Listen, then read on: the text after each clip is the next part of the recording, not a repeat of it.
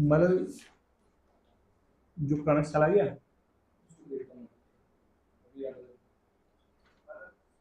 तो इसको लोको मतलब भेजना पड़ेगा सबको। इस बात को मैं कर दूं, सेंड कर दूं सबको।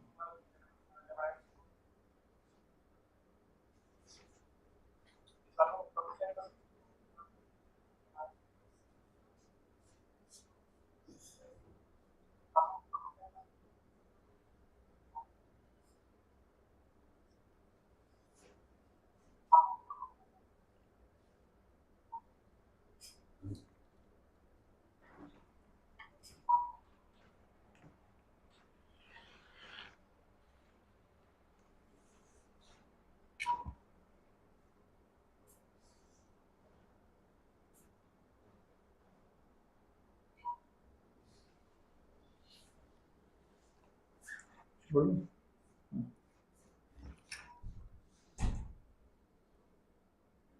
हेलो स्टूडेंट्स, हम आरआरबीजी की ऑनलाइन क्लास कर रहे थे और आजकल डेमो क्लासेस चल रही हैं। तो मैंने जैसे कि परसों भी क्लास करी थी बेसिक इलेक्ट्रिकल की, और बेसिक इलेक्ट्रिकल की मैंने परसों भी क्लास करी थी, और कल कल भी कल भी करी थी मैंने। ठीक है, सिमिलरली आज भी हम बेसिक इलेक्ट्रिकल की थोड़ी क्लास करेंगे। ये डेमो क्लास है जिसमें कि मैं आपको बताऊंगा कि हमें क्या क्या चीज़ें को कैसे कैसे पढ़ना है, और सब्जेक्ट बेसिक इलेक्ट्रिकल को हमें क्या पढ़ना है उसको क्वेश्चन भी करवाऊंगा, उससे कौन सा समझाऊंगा। क्योंकि ये जो हम पढ़ रहे हैं ये बेसिकली एग्ज़ाम के पॉइंट ऑफ व्यू से ज़्यादा इम्पोर्टेंट है। तो हमें ध्यान में रखना है कि जो मेरा मेन टारगेट होगा वो, तो मैं ऑडियो सेट कर लेता हूँ। तो हमारा मेन टारगेट रहेगा वो यही है कि हम कम से कम टाइम में और ज़्यादा कोर्स कवर ये कर सकें, और टू द पॉइंट पढ़ सकें हमें, क्योंकि ज़्यादा नहीं पढ़ना है क्योंकि हमें एग्ज़ाम निकालना है। ठीक है। और इसमें मैंने जैसे आपको बताया कि हम नॉन टेक्निकल और टेक्निकल दोनों क्लास प्रोवाइड करेंगे। ठीक है। तो अभी तो खैर डेमो क्लास चल रही है। ठीक है, 2 दिन डेमो चलेगा। और ठीक है, इस वीक तक का मान के चलिए आप डेमो होगा, और नेक्स्ट वीक से आपकी नॉन टेक्निकल और टेक्निकल दोनों क्लास साथ साथ शुरू हो जाएंगी। तो पहले नॉन टेक्निकल होगी, फिर हमारी क्या होगी, टेक्निकल क्लास होगी। ठीक है। तो चलिए थोड़ा शुरू करते हैं। मैं आपको थोड़ा सा, जैसे मैंने आपको, हम पढ़ रहे थे बेसिक इलेक्ट्रिकल, तो वहीं से हम शुरुआत करते हैं, आगे बढ़ते हैं। तो बेसिक इलेक्ट्रिकल बनाते हैं। तो जैसे कि मैंने आपको कल बेसिक इलेक्ट्रिकल में समझाया था कि जो इंडिपेंडेंट और डिपेंडेंट सोर्स के बारे में मैंने आपको थोड़ा बहुत बताया था। हमने कल एक्टिव एलिमेंट्स के बारे में पढ़ा था, और इंडिपेंडेंट सोर्स मैंने आपको वोल्टेज सोर्स के बारे में बताया था। और वोल्टेज सोर्स में भी मैंने आपको दो सोर्स के बारे में बताया था कि वोल्टेज सोर्स भी क्या होते हैं, एक आइडियल होता है और प्रैक्टिकल होता है। तो आइडियल वोल्टेज सोर्स मैंने आपको बताया था। आइडियल वोल्टेज सोर्स क्या होता है, जिसमें कि जो इलेक्ट्रिक पोटेंशियल बनता है, जो आपको वोल्टेज मिलती है, वो पूरा ईएमएफ के बराबर होता है। ठीक है, ईएमएफ के बराबर होता है। और दूसरा, जो प्रैक्टिकल हमारा जो वो होता है, वोल्टेज सोर्स होता है, उसमें जो आपको इलेक्ट्रिक पोटेंशियल मिलता है वो ईएमएफ से थोड़ा सा कम होता है। ईएमएफ क्या था, मैक्सिमम फोर्स जो सेल या बैटरी अपने अंदर क्रिएट कर रहा है, और वोल्टेज क्या था, जो डिलीवर कर रहा है। आइडियल में दोनों सेम थे, बट क्या बोलते हैं, प्रैक्टिकली देखा है कि जो पोटेंशियल डिफरेंस भी मिल रहा है वो हमेशा ई से क्या रहता है, छोटा रहता है। और वी का ई से छोटे होने का जो कारण है, जो रीजंस है, बेसिकली ये है कि वोल्टेज सोर्स का एक अपना इंटरनल रेजिस्टेंस होता है जिसको हम आर एन बोलते हैं। उस आर एन की वजह से वहाँ पे क्या होता है, वोल्टेज ड्रॉप हो जाता है, और हमारी जो वोल्टेज हमें मिलती है वी, वो इससे थोड़ी क्या रहती है, कम रहती है। ठीक है। तो वही कल हमने पढ़ा था। हमने कल आइडियल वोल्टेज सोर्स और प्रैक्टिकल वोल्टेज सोर्स के बारे में पढ़ा कि आइडियल वोल्टेज सोर्स और प्रैक्टिकल वोल्टेज सोर्स क्या होता है। और अगर हम इनकी इक्वेशन की बात करें तो जो आइडियल वोल्टेज सोर्स था उसके इसमें जो V था, V इक्वल टू कितना था, E होता था। और जो प्रैक्टिकल वोल्टेज सोर्सेस में जो V है आपका कितना है, E minus I into R N के बराबर है। तो V इक्वल टू कितना है, E minus R N, E M minus A. तो ये इंटरनल ड्रॉप था। यहाँ से कुछ क्वेश्चन बन के आते हैं कि नहीं आता है कि अगर मैं बात करूँ ये इंटरनल रेजिस्टेंस होता क्या है। ये बेसिकली इंटरनल रेजिस्टेंस क्या होता है, जो हमारे सेल होता है, सेल में जो कॉन्टैक्ट्स होते हैं, जैसे मैंने एक सेल लिया, आपने पढ़ा भी होगा, एक सेल होता है, ठीक है, ये सेल है। सेल में दो रॉड्स होती हैं, ये एक कैथोड और एक क्या होती है, एनोड। कैथोड को नेगेटिव मानते हैं, एनोड को क्या मानते हैं, पॉजिटिव। ये कैथोड हो गई, ठीक है, और ये क्या है मेरी पॉजिटिव हो गई, यहाँ पे मेरे लोड लगे होता है। तो ये सेल है, इस सेल के जो कॉन्टैक्ट्स होते हैं, ये जो कॉन्टैक्ट्स होते हैं, ये रॉड होती है, इन सब का भी कुछ ना कुछ अपना रेजिस्टेंस होता है। तो जब हम बात करते हैं कि सेल में जब हम इंटरनल रेजिस्टेंस की बात कर रहे हैं, उसमें कौन सा किसका रेजिस्टेंस आता है, इसमें आता है रेजिस्टेंस ऑफ रॉड, जो रॉड्स हैं, दूसरा कॉन्टैक्ट्स, तीसरा जो वायरिंग है। इन सब के रेजिस्टेंस की वजह से हमारा, इन सब का कुछ ना कुछ रेजिस्टेंस होता है। उन सब रेजिस्टेंस जो हम जोड़ देते हैं तो हमें मिलता है क्या मिलता है, ये हमें मिलता है एक प्रैक्टिकल वोल्टेज सोर्स का resistance, resistance of rod, contacts और सब आ जाता है, ठीक है। अच्छा, अब अगर मैं बात करूं, ये तो अगर मैं बात करूं आइडियल वोल्टेज सोर्स की, अगर आइडियल है तो जो आइडियल वोल्टेज सोर्स होता है, आइडियल है सबसे अच्छा है। तो आइडियल के केस में क्या होता है कि जो आइडियल वोल्टेज सोर्स है, जो आइडियल वोल्टेज सोर्स है, आइडियल वोल्टेज सोर्स का इंटरनल रेजिस्टेंस कितना होता है, जीरो होता है। कितना होता है, जीरो होता है। आइडियल वोल्टेज सोर्स का जो इंटरनल रेजिस्टेंस होता है वो कितना होता है, मेरा जीरो होता है।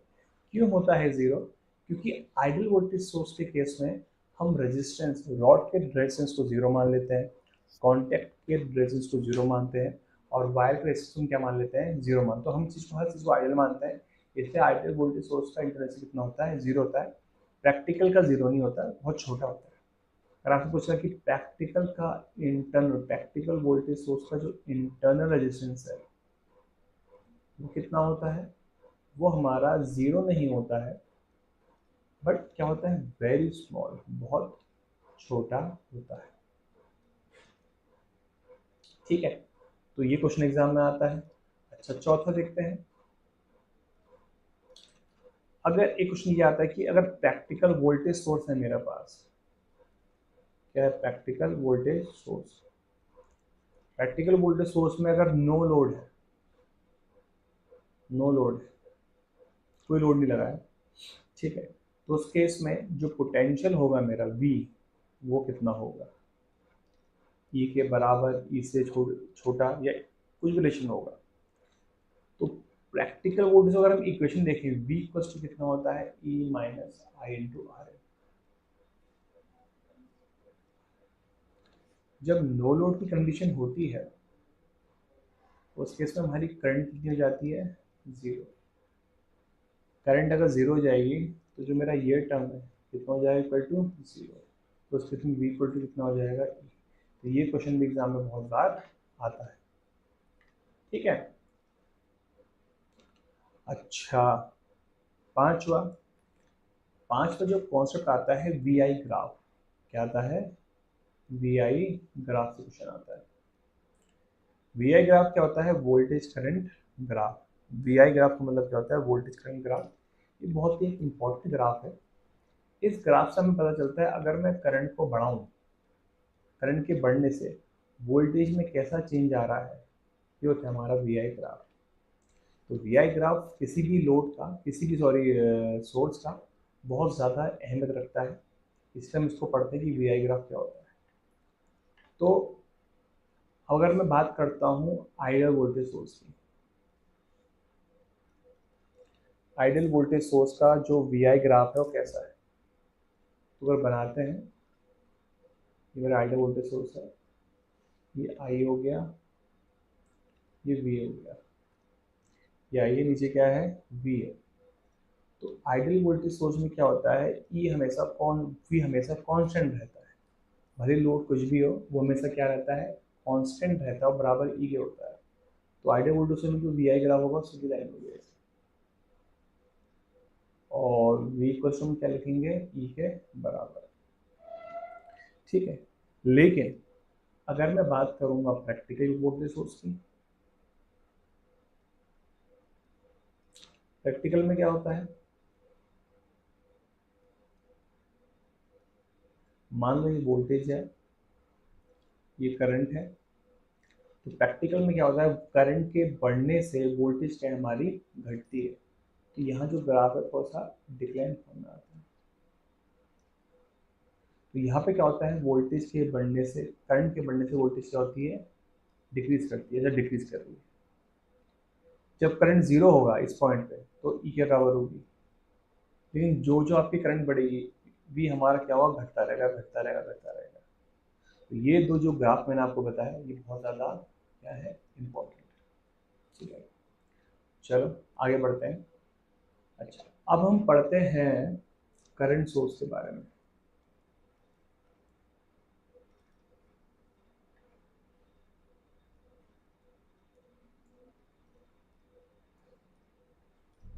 करंट सोर्स के बारे में कि करंट सोर्स हमारा क्या होता है। जैसे कि मैंने आपको लास्ट क्लास में बताया था कि जो वोल्टेज सोर्स होता है एक ऐसा सोर्स है जो कि हर लोड को करंट, हर लोड को वोल्टेज क्या देगा, सेम देगा, और जो करंट होगी वो लोड पे डिपेंड करेगी। लेकिन अब बात करते हैं वोल्टेज सोर्स की। वोल्टेज सोर्स क्या है, ठीक वही समझ लीजिए, वोल्टेज सोर्स पर आ जाए उसी चीज को हम करंट सोर्स देखते हैं। करंट सोर्स एक ऐसा करंट सोर्स है, एक ऐसा सोर्स है, करंट सोर्स एक ऐसा सोर्स है जो कि लोड को कांस्टेंट वोल्टेज प्रोवाइड करता है, एक फिक्स करंट प्रोवाइड करता है, वोल्टेज या करंट। एक करंट सोर्स एक ऐसा सोर्स है जो लोड को कांस्टेंट करंट प्रोवाइड कर रहा है, एक फिक्स करंट प्रोवाइड कर रहा है, जो कि जो करंट है वो लोड पे डिपेंड नहीं करेगी। हाँ, बट जो वोल्टेज आपको मिलेगी वो लोड पे डिपेंड करेगी। तो करंट सोर्स में क्या है, करंट सोर्स में क्या होता है, वोल्टेज लोड पे डिपेंड करेगी, करंट कांस्टेंट रहेगी। और वोल्टेज सोर्स में क्या होता है, वोल्टेज सोर्स में क्या होगा, देखो अगर हम बात करें वोल्टेज सोर्स में क्या होता है, वोल्टेज फिक्स्ड, करंट डिपेंड करेगी लोड पे। और करंट सोर्स में क्या है, करंट फिक्स्ड है और वोल्टेज जो है किस पे डिपेंड करेगी, हमारा लोड पे। किस पे डिपेंड करेगी, हमारा लोड पे। और थोड़ा समझते हैं इसको। जैसे कि मैंने एग्जांपल लिया, ये मैंने लिया 5 एम्पेयर, मैं लिया 5 एम्पेयर, और ये टर्मिनल से मैंने आपको कल भी बताया क्या बोलते हैं इसको हम, टर्मिनल्स। ठीक है, यहाँ मैंने एक रेजिस्टेंस लगाया 2 ओम का, कितने का लगाया, 2 ओम का मैंने एक रेजिस्टेंस लगाया। तो मुझे कोई पूछता है कि हाँ करंट कितनी होगी और यहाँ पे वोल्टेज कितनी होगी। जो करंट जा रही है यहाँ पे इसके अंदर कितनी जा रही है, 5 एम्पेयर। तो करंट कितनी हो गई, 5 एम्पेयर। अगर हम वोल्टेज की बात करें तो वोल्टेज कितनी जाएगी, आई इंटू आर, 5 इंटू 2, कितना आ गया, 20 वोल्ट। कितना आ गया, 20 वोल्ट। अच्छा, अब अगर मैंने इस डोम की जगह,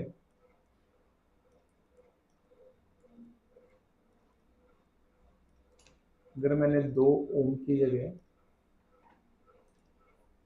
4 ओम लगा दिया,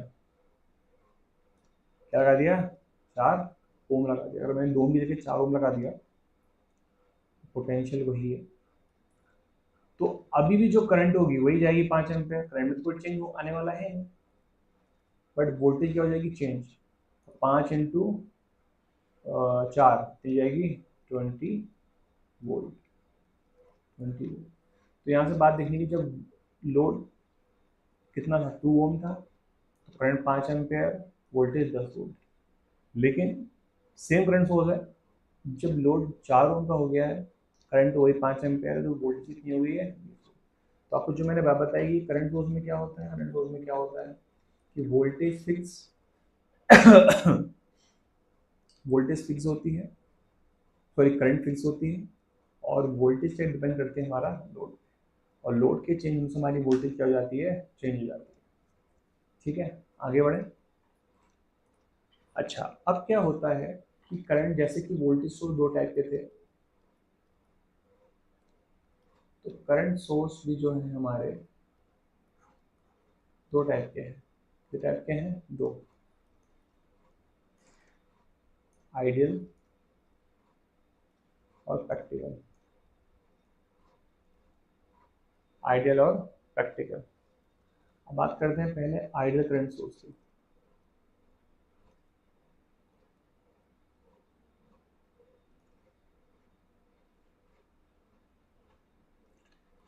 आइडियल करंट सोर्स क्या होता है, आइडियल करंट सोर्स वो सोर्स होता है जो कि, जैसे कि अपने अंदर जितने भी करंट बनाएगा, अपने अंदर जितने भी करंट डेवलप करेगा, तो मान लेता हूँ मैं आई एस मान लेता हूँ, क्या मान लेता हूँ, आई एस। तो आइडियल करंट सोर्स क्या है, जितनी भी अपने अंदर करंट बनाएगा वो सारी वो लोड को दे देता है। अपने अंदर जितनी भी करंट बनाएगा वो सारी किसको दे देगा, लोड को दे देता है। और जो लोड करंट होगी वो हमेशा फिक्स रहेगी और बराबर होगी सोर्स करंट के, बराबर होगी सोर्स करंट को, हमेशा क्या होगी, फिक्स होगी। ये होता है आइडियल करंट सोर्स में, जितनी भी करंट बनाएगा वो सारी करंट वो डिलीवर कर देता है लोड को। और जो हमारी वोल्टेज है, हमारी क्या है, वोल्टेज है, वोल्टेज जो लोड पे डिपेंड करेगी करेगी, उस पर कोई चेंज नहीं है, लेकिन जो करंट है वो हमेशा क्या रहेगी, फिक्स रहती है। तो मतलब क्या है, इसका मतलब ये है जितनी भी करंट वो जनरेट कर रहा है वो सारी लोड को डिलीवर कर देता है। इस करंट को बोलते हैं डेवलप्ड करंट या जनरेटेड करंट, जनरेटेड करंट। इसको बोलते हैं डिलीवर करंट, क्या बोलते हैं, deliver current.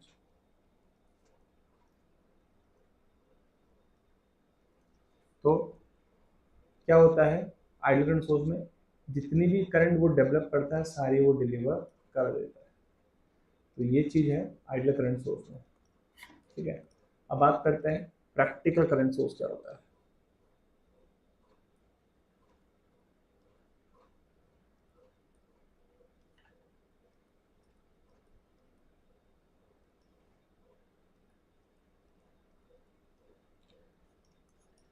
Practical current source में क्या होता है, प्रैक्टिकल करंट सोर्स में ये होता है कि इसने जो करंट बनाई, आई एस, जो करंट बनाई, ठीक है, तो पूरी की पूरी लोड को नहीं देता है। इसका मतलब क्या है, जो लोड करंट है वो सोर्स करंट से छोटी पड़ जाती है, मतलब थोड़ी उससे क्या रहती है, कम रहती है। ठीक है, मतलब प्रैक्टिकल में क्या है, जैसे प्रैक्टिकल वोल्टेज सोर्स में क्या क्या था कि जितनी भी वोल्टेज बना रहा है, जितनी भी वोल्टेज बना रहा है वो सारी नहीं देता, कुछ ड्रॉप करके वो देता है। सिमिलरली प्रैक्टिकल सोर्स में क्या है, जितनी भी करंट वो बनाएगा वो सारी नहीं देता है, थोड़ी कम करके देगा। तो जो हम लिखेंगे लोड करंट, वो क्या होगी, source current minus internal current drop, internal current drop बोलते हैं। तो जो आई एस कितना होगा, आई एस माइनस आई इन होगा। तो कुछ करंट का ड्रॉप इसके अंदर भी हो जाएगा, ठीक है। तो इसका रीज़न ये है क्योंकि इस आइडियल करंट सोर्स का एक अपना इंटरनल रेजिस्टेंस भी होता है, जो कि कहाँ लगा होता है, इसके पैरेलल में लगा होता है। और जो करंट का ड्रॉप होगा वो ऐसा होगा कि यहाँ से जैसे आई एस आ रही है, कुछ करंट ये अपने अंदर ही ले लेता है जो कि आई एन होगी, और बाकी करंट को वो लोड लोड को डिलीवर कर देता है, लोड का करंट तुम्हारा डिलीवर कर देता है, ठीक है। तो आई एल कितना हुआ, आई एस माइनस आई इन हो गया। तो इसको बोलते हैं हम करंट, इंटरनल करंट ड्रॉप, ये करंट जो अपने अंदर ही वो रख लेता है, ठीक है। तो ये होता है हमारा बैटरी करंट सोर्स। अगर मान लेते हैं यहाँ पे वोल्टेज है वी, यहाँ वोल्टेज कितनी है मेरे पास, वी है, मान कितनी वोल्टेज है, वी, कितनी वोल्टेज है, अगर वी वोल्टेज मान लेता हूँ, तो जो वोल्टेज मेरी यहाँ पे होगी वही वोल्टेज मेरी यहाँ पे भी होगी। तो जो आई इन हो जाएगा वो जाएगा V upon R in, V upon R in, और इस वैल्यू को मैं यहाँ पुट करूँगा तो मेरा फॉर्मूला हो जाएगा I L is equal to I S minus V upon R. तो ये मेरा एक जनरल फॉर्मूला होता है प्रैक्टिकल करंट सोर्स का, ठीक है। तो देखो ध्यान देना है कि प्रैक्टिकल जो करंट सोर्स है, जो हमारा ये जो हमारा आइडियल करंट सोर्स था, तो जो आइडियल करंट सोर्स था उसमें जनरेटेड करंट और लोड करंट दोनों सेम होती है। तो यहाँ पे जो ये रिलेशन है वो I L equal to directly I S है, और वो फिक्स्ड है, वो क्या है, फिक्स्ड है। लेकिन यहाँ जो आई एल है वो क्या है, आई एस माइनस वी इन है, ये करंट इंटरनल करंट है, ये जो मैंने आपको यहाँ बताया ना आपको, ये होती है इंटरनल करंट। तो बेटा इस चीज़ से बहुत सारे क्वेश्चन पूछ होते हैं कि इंटरनल करंट कितनी है, उसका रिलेशन क्या होता है और कैसे डिपेंड करती है वगैरह वगैरह, सारे क्वेश्चन इस चीज़ से मेरे क्या हो जाते हैं, फ्रेम हो जाते हैं, ठीक है। तो हमें इस चीज़ को थोड़ा सा ध्यान में रखना है, ठीक है।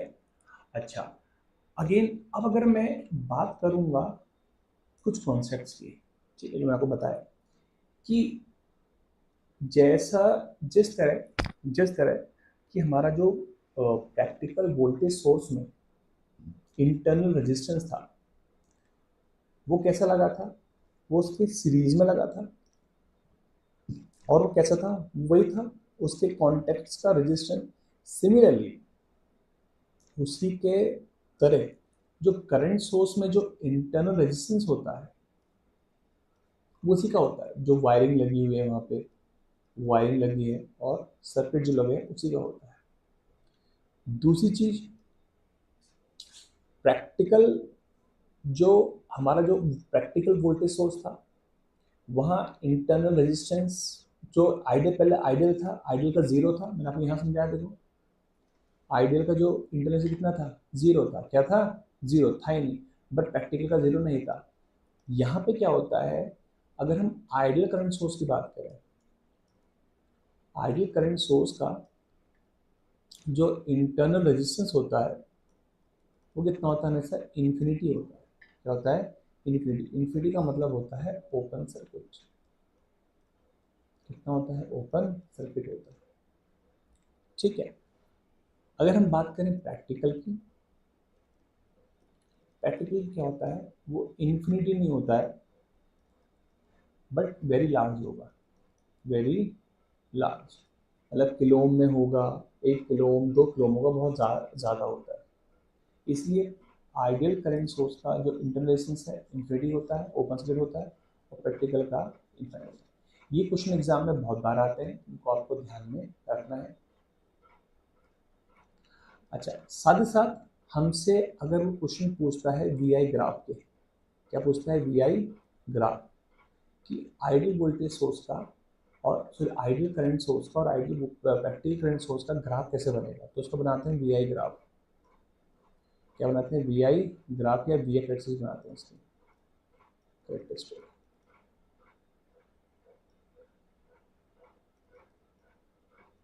बनाते हैं तो कैसे बनेगी देखते हैं। अगर मैं बनाता हूँ आइडियल की, बनाता हूँ आइडियल, तो इस केस में वो यहाँ पे क्या है कि आइडियल, देखो हमने जब वोल्टेज करंट की वोल्टेज सोर्स का ग्राफ पढ़ा था तो मैंने वी को ऊपर रखा था, करंट को नीचे रखा था। लेकिन जब हम करंट सोर्स का ग्राफ पढ़ रहे हैं मैं आई को ऊपर रखूँगा और वोल्टेज को नीचे रखूँगा, अब मैं ऐसा इसलिए करता हूँ क्योंकि करंट सोर्स में हमें देखना होता है कि वोल्टेज के बढ़ने से करंट कैसे चेंज हो रही है। क्योंकि ये करंट सोर्स है तो करंट को चेंज नहीं होना है, बट फिर भी अगर चेंज हो रही तो कितनी हो रही है वो हमें पता लगाना होता है। सिमिलरली वोल्टेज सोर्स का मतलब क्या हुआ, वोल्टेज कांस्टेंट देने वाला, तो वोल्टेज में कितना चेंज आ रहा है वो हमें देखना होता है। इसलिए जब हम वोल्टेज सोर्स की बात करते हैं तो वोल्टेज को ऊपर रखते हैं और करंट को नीचे रखते हैं। जब हम करंट सोर्स की बात करते हैं तो करंट सोर्स को ऊपर रखते हैं, वोल्टेज वोल्टेज को नीचे देखते हैं। तो अगर मैं बात करूँ आइडियल वोल्टेज सोर्स की,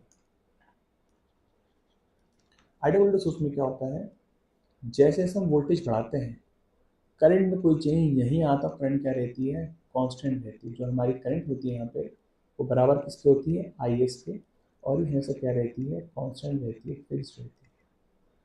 तो एक लाइन सीधी आती है इसके पैरेलल, क्या आती है, इसके पैरेलल आती है। ठीक है, वही लाइन अगर हम प्रैक्टिकल को देखें, प्रैक्टिकल वोल्टेज करंट सोर्स को देखें तो यहाँ पर हम पाएंगे कि जो जो वोल्टेज की वैल्यू बढ़ रही है, करंट क्या हो रही है मेरी, घट रही, करंट क्या हो रही है मेरी, घट रही। तो यहाँ पे क्या हो रहा है, वोल्टेज के बढ़ने से करंट क्या हो रही है मेरी, घट रही है। करंट क्या हो रही है, घट रही है। तो वोल्टेज के बढ़ने से करंट क्या हो रही है मेरी, घट रही है। तो ये ग्राफ होता है हमारा किसका, practical, what, practical current source. ठीक है, तो ये ग्राफ बहुत ज़्यादा इंपॉर्टेंट है, ये एग्जाम में पूछने को आते हैं। ठीक है, अच्छा एक चीज़ और ध्यान रखना आप कि अगर मैं इन ग्राफ को, मैं इनका अगर मान लो मैं करंट सोर्स के ग्राफ को चेंज कर दूँ, ऐसे बी ऊपर जाऊँ आई नीचे जाऊँ, ये एग्जाम में क्वेश्चन आ रखा है दोनों वाला, आइडियल वाला और प्रैक्टिकल, दोनों समझा रहा हूँ मैं आपको। ठीक, जब हम आइडियल वाले की बात करेंगे तो जब ये आई ऊपर था नीचे तो ऐसा बना था, देखो दिख रहा है आपको, लेकिन जब इनके कोऑर्डिनेट चेंज हो गए हैं तो ये ग्राफ जो कैसे बन जाएगा, सीधा से बन जाएगा। ये करंट क्या है, फिक्स्ड, और वोल्टेज क्या हो रही है, चेंज। ये होता है आइडियल के लिए। किसके लिए होता है, आइडियल के लिए। प्रैक्टिकल के लिए क्या होता है, देखो हमने यहाँ देखो क्या था कि वोल्टेज यानी करंट कम हो रही है, तो जब यहाँ ग्राफ बनाएंगे तो हम उसको थोड़ा सा टेढ़ा करके ऐसे बनाते हैं। ये मेरा सा ग्राफ बन गया, ये बन गया ideal, sorry practical current source का जब वी आर आई पर। तो ये दोनों क्वेश्चन बेटा एग्जाम में आए हुए हैं, ये भी आया हुआ है, ये वाला जो मैंने आपको बताया, और ये वाला भी एग्जाम में आया हुआ है। ठीक है, तो इन सब चीज़ों पे हमें छोटे छोटे जो नंबर बनते हैं, एसएससी में भी आता है और रेलवे में भी क्वेश्चन वाला आता है, तो हमें इस चीज़ में ध्यान रखना है। ठीक है, ठीक है, चलो आज के बेटा इतना ही। अब नेक्स्ट क्लास में हम क्या क्या करेंगे, थोड़े इसके न्यूमेरिकल सॉल्व करेंगे। क्या करेंगे, इसके न्यूमेरिकल सॉल्व करेंगे जो एग्जाम में आए हुए हैं। साथ ही साथ नेक्स्ट क्लास में मैं आपको बताऊंगा कि जो डिपेंडेंट सोर्स होते हैं वो क्या क्या होते हैं और कैसे कैसे हम उनको सॉल्व करते हैं। डिपेंडेंट सोर्स क्या होते हैं, न्यूमेरिकल जो हम करेंगे इंडिपेंडेंस के वाले, जो ज़्यादातर क्वेश्चन आते हैं वो वोल्टेज सोर्स से बहुत क्वेश्चन आते हैं, करंट सोर्स क्वेश्चन क्या आते हैं, कम ही आते हैं। करंट सोर्स से जो क्वेश्चन आते हैं थ्योरी वाले ज़्यादा आते हैं, थ्योरी बेस ज़्यादा रहता है। ठीक है, थ्योरी ज़्यादा रहती है, न्यूमेरिकल्स क्या रहते हैं, कम रहते हैं। तो न्यूमेरिकल जो रहते हैं वो बेसिकली वोल्टेज सोर्स से होते रहते हैं। ठीक, तो मैं आपको कल की क्लास में इसके जितने भी आए हुए क्वेश्चन हैं वो सब करवाऊंगा। ठीक है, और डिपेंडेंट सोर्स को भी मैं आपको, डिपेंडेंट सोर्स क्या है वो भी आपको बताऊंगा। अच्छा, इस सैटरडे को हम क्या करने वाले हैं, मैं आपको जो भी आरआरबी जेई का, आरआरबी जेई का सीबीटी 1 पेपर है पूरा सॉल्व करके दिखाऊंगा, लाइव सॉल्व करके दिखाऊंगा। तो जितने भी उसके क्वेश्चन वेजन आए हैं हम उस पेपर को पूरा सॉल्व करेंगे और आपको दिखाऊंगा कैसे क्वेश्चन क्वेश्चन को हमें सॉल्व करना है। तो आप प्लीज़ जुड़ जाना और आपको उससे काफ़ी हेल्प मिलेगी अगर आप प्रिपरेशन कर रहे हैं तो, और इससे आप लिंक करना। ठीक है, इसका जो लिंक होगा आपको चैनल में मिल जाएगा। ठीक है, तो ओके देन, आज के लिए इतना ही। आपको वीडियो सही लग रही तो please like it, subscribe the channel. Thank you.